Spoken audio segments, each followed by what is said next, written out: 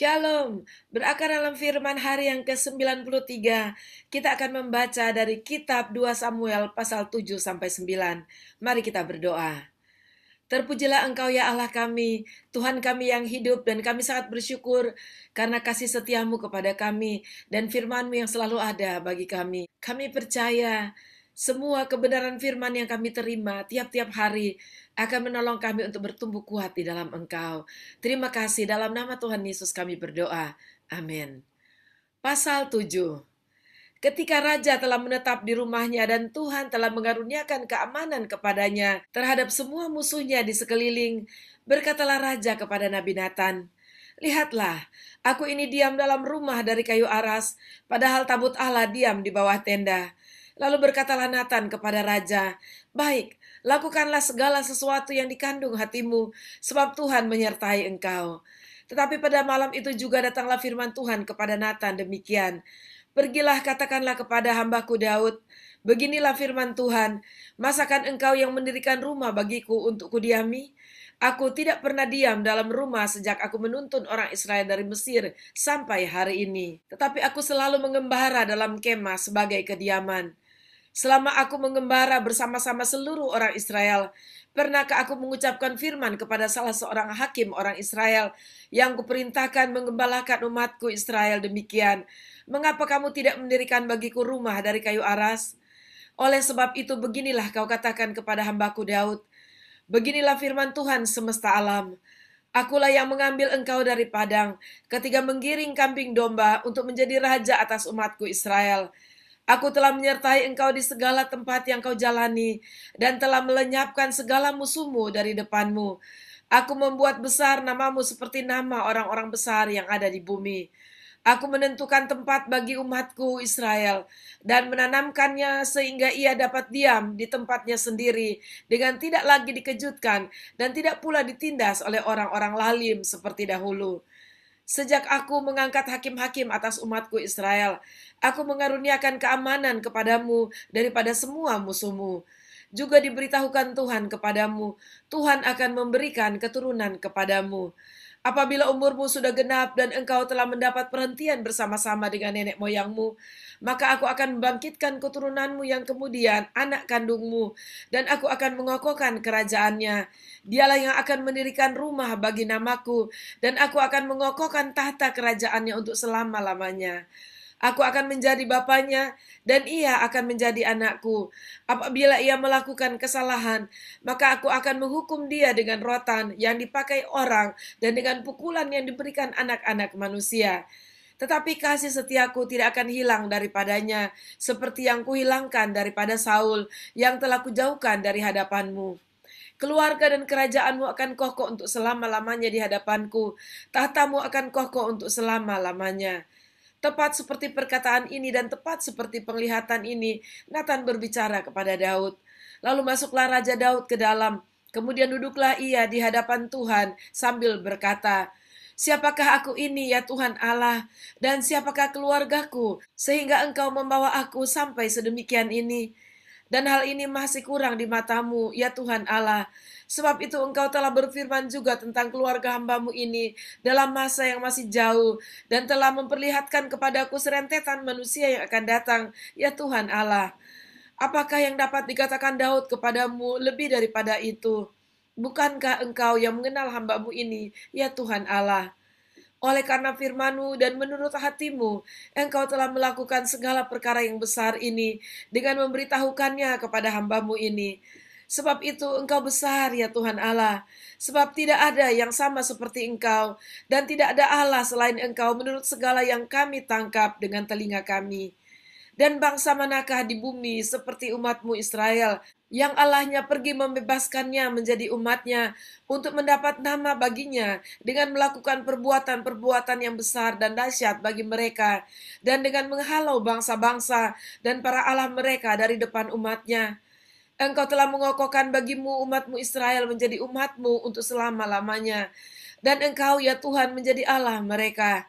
Dan sekarang ya Tuhan Allah, tepatilah untuk selama-lamanya janji yang kau ucapkan mengenai hambamu ini, dan mengenai keluarganya, dan lakukanlah seperti yang kau janjikan itu.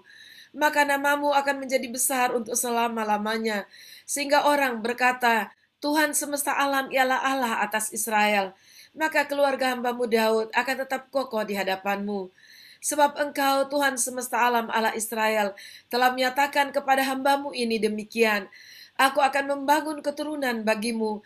Itulah sebabnya hambamu ini telah memberanikan diri untuk memanjatkan doa ini kepadamu. Oleh sebab itu ya Tuhan Allah, Engkaulah Allah dan segala firman-Mu lah kebenaran. Engkau telah menjanjikan perkara yang baik ini kepada hambamu.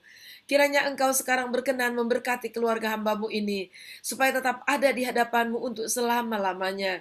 Sebab ya Tuhan Allah, Engkau sendirilah yang berfirman, dan oleh karena berkat-Mu, keluarga hambamu ini diberkati untuk selama-lamanya. Pasal 8. Sesudah itu Daud memukul kalah orang Filistin dan menundukkan mereka. Lalu Daud mengambil kendali pemerintahan atas ibu kota dari tangan orang Filistin. Dan ia memukul kalah orang Moab. Lalu sambil menyuruh mereka berbaring di tanah, ia mengukur tempat mereka dengan tali. Diukurnya 2 kali panjang tali itu untuk mematikan dan 1 tali penuh untuk membiarkan hidup. Maka orang Moab takluk kepada Daud dan harus mempersembahkan upeti. Selanjutnya Daud memukul kala Hadadezer bin Rehob, Raja Soba ketika ia pergi memulihkan kekuasaannya pada sungai Efrat. Daud menawan daripadanya 1.700 orang pasukan berkuda dan 20.000 orang pasukan berjalan kaki. Lalu Daud menyuruh memotong urat keting segala kuda kereta, tetapi dengan meninggalkan 100 ekor kuda kereta. Lalu orang Aram dari Damsik datang menolong Hadadezer, Raja Soba. Tapi dari antara orang Aram itu Daud menewaskan 22.000 orang. Kemudian Daud menempatkan pasukan-pasukan pendudukan di daerah orang Aram dari Damsyik. Orang Aram itu takluk pada Daud dan harus mempersembahkan upeti. Tuhan memberi kemenangan kepada Daud kemanapun ia pergi berperang. Sesudah itu Daud mengangkut perisai-perisai emas yang dipakai oleh anak buah Hadadezer, lalu membawanya ke Yerusalem.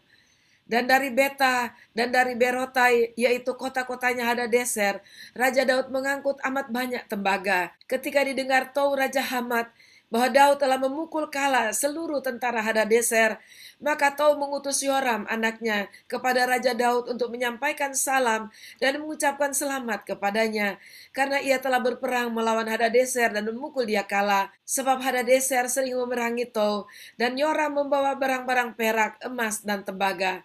Juga barang-barang ini dikhususkan Raja Daud bagi Tuhan, bersama-sama perak dan emas yang berasal dari segala bangsa yang ditaklukkannya, yakni perak dari emas dari orang Aram, dari orang Moab, dari Bani Amon, dari orang Filistin, dari orang Amalek, dan dari jarahan yang dirampas dari Hadadezer bin Rehob Raja Soba.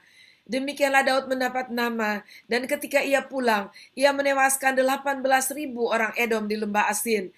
Lalu ia menempatkan pasukan-pasukan pendudukan di Edom. Di seluruh Edom ditempatkannya pasukan-pasukan pendudukan, sehingga seluruh Edom diperbudak oleh Daud. Tuhan memberi kemenangan kepada Daud kemanapun ia pergi berperang. Demikianlah Daud telah memerintah atas seluruh Israel dan menegakkan keadilan dan kebenaran bagi seluruh bangsanya. Yoab anak Zeruya menjadi panglima, Yosafat bin Ahilud menjadi bendahara negara, Sadok bin Ahitub dan Ahimelek bin Abiatar menjadi imam, Seraya menjadi panitra negara, Benaya bin Yoyada menjadi panglima orang Kreti dan orang Pleti, dan anak-anak Daud menjadi imam. Pasal 9. Berkatalah Daud, masih adakah orang yang tinggal dari keluarga Saul? Maka aku akan menunjukkan kasihku kepadanya oleh karena Yonatan. Adapun keluarga Saul mempunyai seorang hamba yang bernama Siba. Ia dipanggil menghadap Daud, lalu raja bertanya kepadanya, "Engkaukah Siba?" Jawabnya, "Hamba tuanku." Kemudian berkatalah raja, "Tidak adakah lagi orang yang tinggal dari keluarga Saul? Aku hendak menunjukkan kepadanya kasih yang dari Allah." Lalu berkatalah Siba kepada raja, "Masih ada seorang anak laki-laki Yonatan yang cacat kakinya." Tanya raja kepadanya, "Di manakah ia?" Jawab Siba kepada raja, "Dia ada di rumah Makir bin Amiel di Lodebar." Sesudah itu Raja Daud menyuruh mengambil dia dari rumah Makir bin Amiel dari Lodebar. Dan Mephiboset bin Yonatan bin Saul masuk menghadap Daud. Ia sujud dan menyembah, kata Daud. "Mephiboset," jawabnya, "inilah hamba, tuanku." Kemudian berkatalah Daud kepadanya, Janganlah takut sebab aku pasti akan menunjukkan kasihku kepadamu oleh karena Yonatan ayahmu. Aku akan mengembalikan kepadamu segala ladang Saul nenekmu dan engkau akan tetap makan sehidangan dengan aku. Lalu sujudlah Mefiboset dan berkata, apakah hambamu ini sehingga engkau mengiraukan anjing mati seperti aku? Lalu raja memanggil Siba, hamba Saul itu dan berkata kepadanya, segala sesuatu yang adalah milik Saul dan milik seluruh keluarganya, kuberikan kepada cucu tuanmu itu.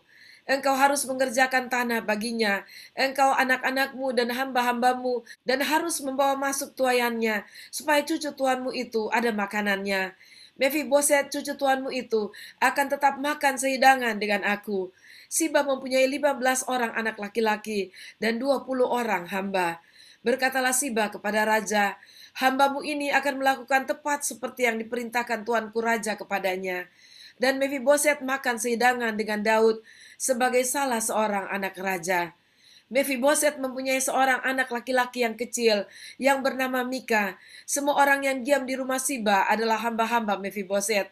Demikianlah Mefiboset diam di Yerusalem sebab ia tetap makan sehidangan dengan raja. Adapun kedua kakinya timpang. Demikianlah pembacaan dan pendengaran firman kita pada hari ini, dan menyaksikan bagaimana penyertaan Tuhan yang luar biasa. Dan dikatakan dalam pembacaan kita pada saat ini bahwa Tuhan memberikan kemenangan kepada setiap peperangan, sehingga semua bangsa-bangsa yang ada di sekitarnya tunduk kepadanya dan bahkan menyerahkan upeti kepadanya. Dan Daud juga dengan hati yang baik melakukan sesuai dengan janjinya kepada Yonatan, yaitu dia mencari keturunan dari Saul dan akhirnya menemukan seorang anak dari Yonatan, seorang yang ketimpang kedua kakinya. Dan dia memberikan kehormatan, yaitu mengizinkan dia untuk makan bersama-sama sehidangan raja, dan dia dianggap sebagai salah seorang anak raja. Saudara, kita melihat bahwa kebaikan hati Daud itu terus ada dalam keadaan apapun. Pada saat dia berada dalam kehidupan sepertinya dia kurang beruntung, bahkan pada saat dia sudah diangkat oleh Tuhan menjadi raja atas Israel yang semua orang menghormatinya, dia tetap dengan kasihnya terhadap janjinya kepada keturunan Saul, khususnya Yonatan. Biarlah kita dapat meneladani sikap hati yang baik oleh Daud. Tuhan Yesus memberkati dan mari kita berdoa. Terima kasih Tuhan buat pembacaan pendengaran firman Tuhan pada hari ini. Biarlah Tuhan berkati agar kami dapat meladani apa yang baik, apa yang harus kami lakukan di dalam hidup kami sebagai refleksi dari iman kami dan kesetiaan kami kepada Engkau. Terima kasih Tuhan, terpujilah namamu. Dalam nama Tuhan Yesus kami berdoa. Amin. Puji Tuhan, sampai jumpa besok. Tetap semangat, Tuhan Yesus memberkati.